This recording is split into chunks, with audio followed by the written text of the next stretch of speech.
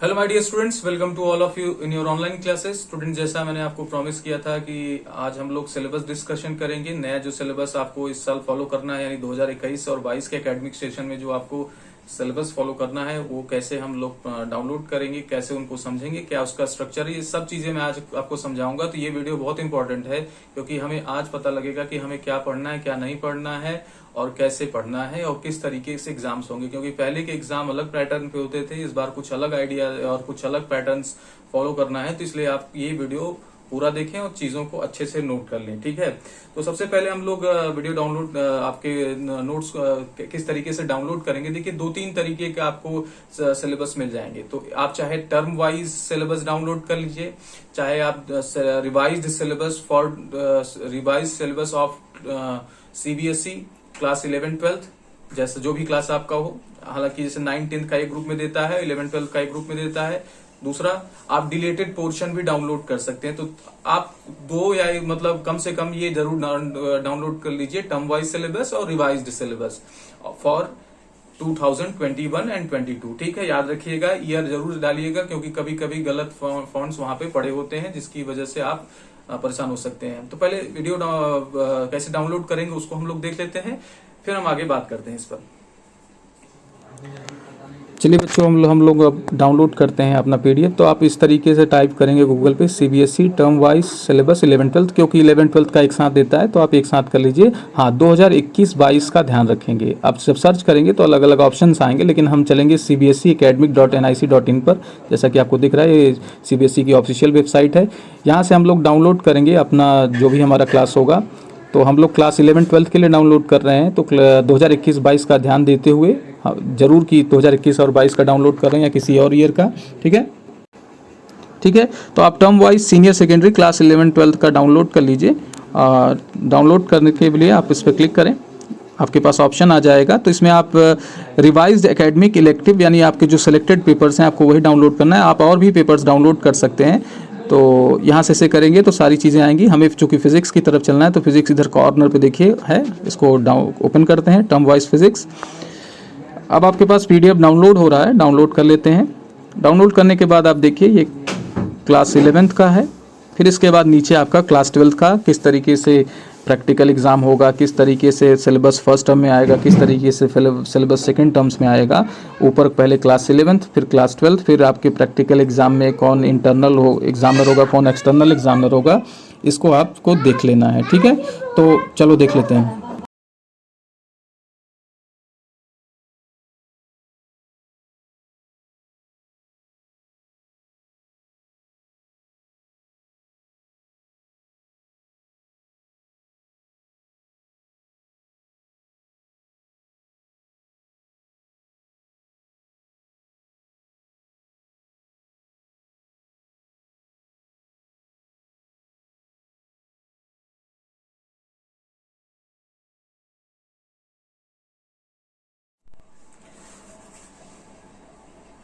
तो I think आपने download करना पीडीएफ समझ लिया है, किस तरीके से हम लोग पीडीएफ डाउनलोड करेंगे सिलेबस का।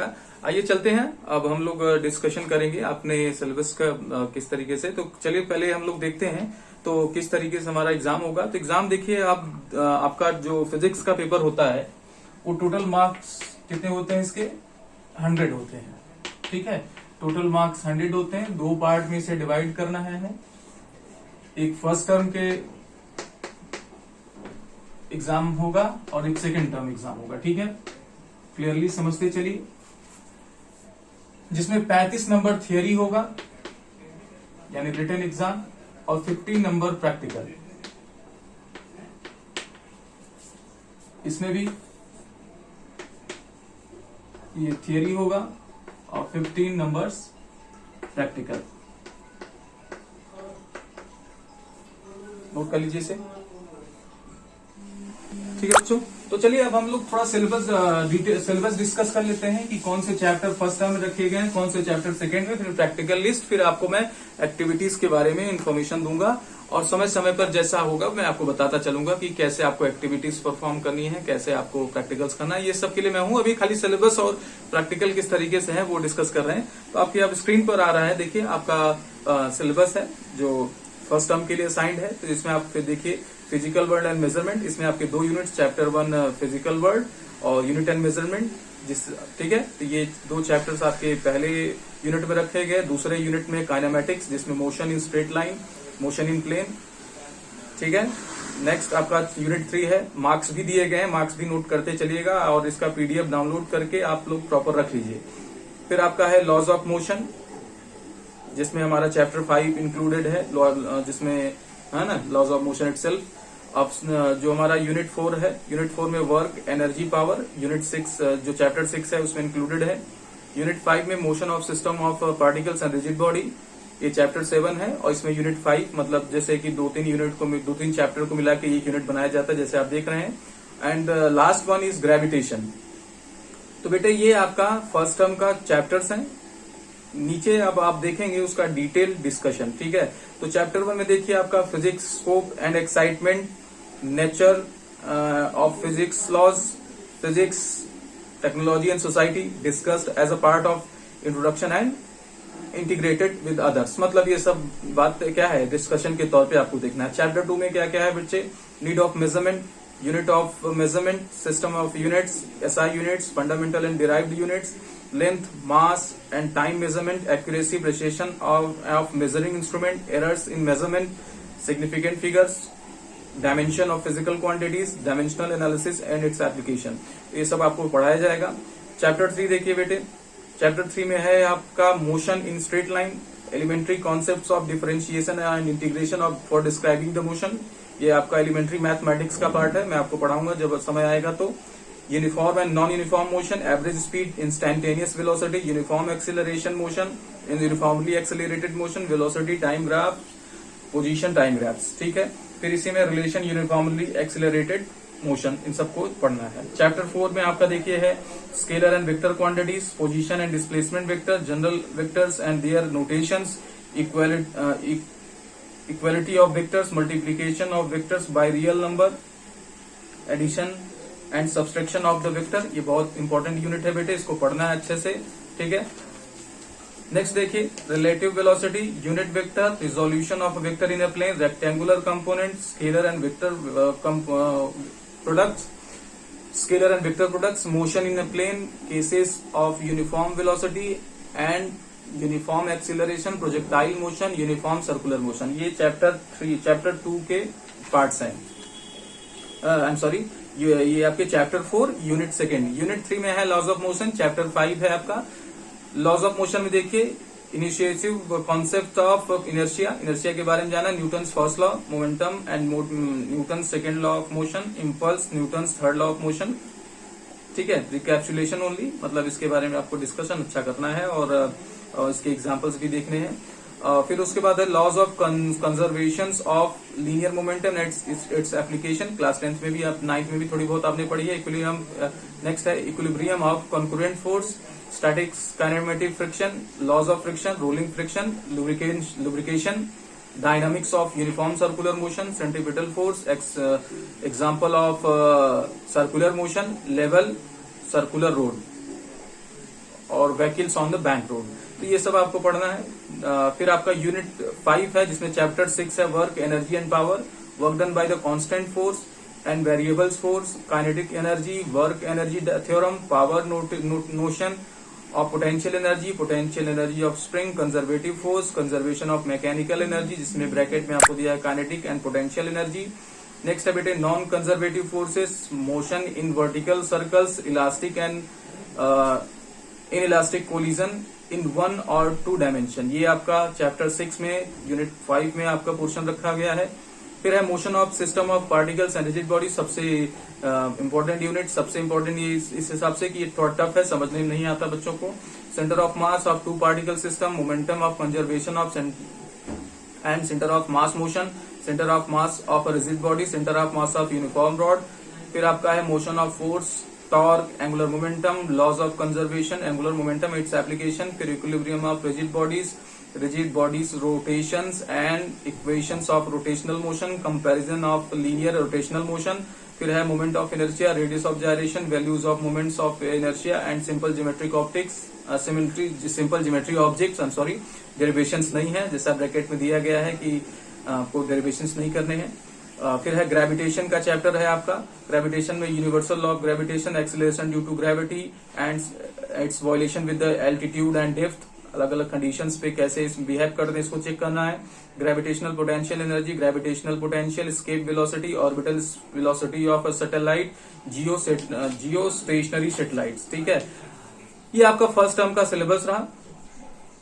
सेकेंड टर्म का सिलेबस देखिए। सेकेंड टर्म में आपके क्या रखा गया है, आपके सामने अब देख रहे हैं इसका चार्ट।